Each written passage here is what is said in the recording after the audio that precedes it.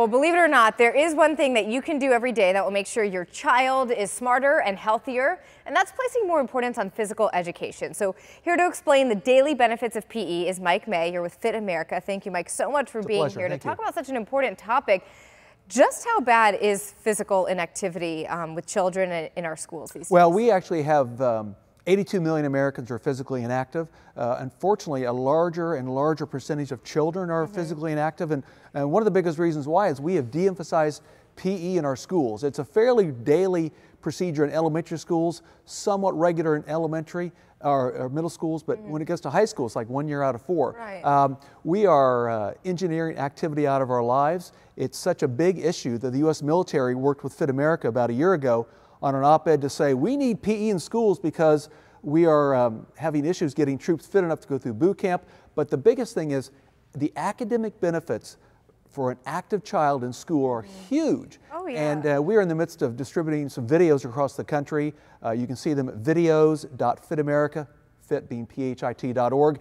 And they're documentaries really exposing the power of physical activity on the academic aspect of school. Why do you think school districts are so quick to cut PE? Is it the budget cuts? Is it? It's a historical perception that it's been dodgeball and it's just goofing off, but actually physical education teachers are true physical educators, probably the most important teacher in the school because they prime the mind and the body to learn. Right. Active kids do better.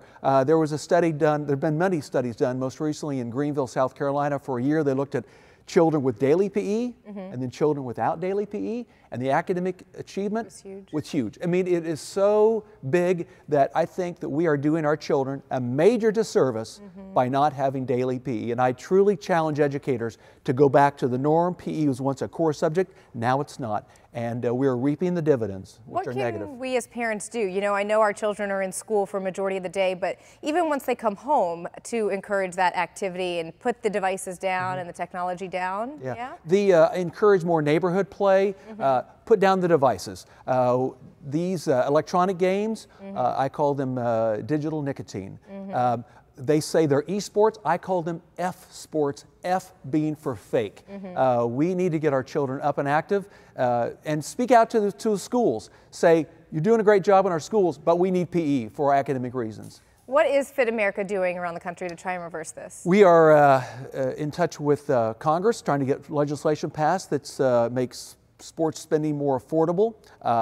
We're in the midst of a campaign to educate people. That's one of our biggest issues is people are totally unaware of the power of PE and the power of physical activity.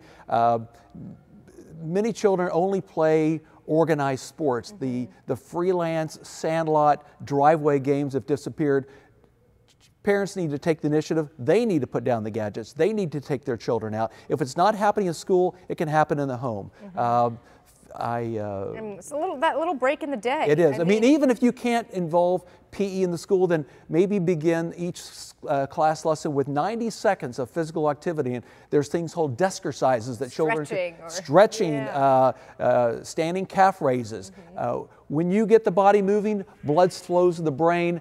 The body is primed to learn, and that's why we send our children to school. But when we have them just sit, don't move, don't talk, don't turn, they eventually just sort of go to sleep, and that defeats the purpose of going to school. Mike May with Phit America, thank you so much for joining us. An all-important topic.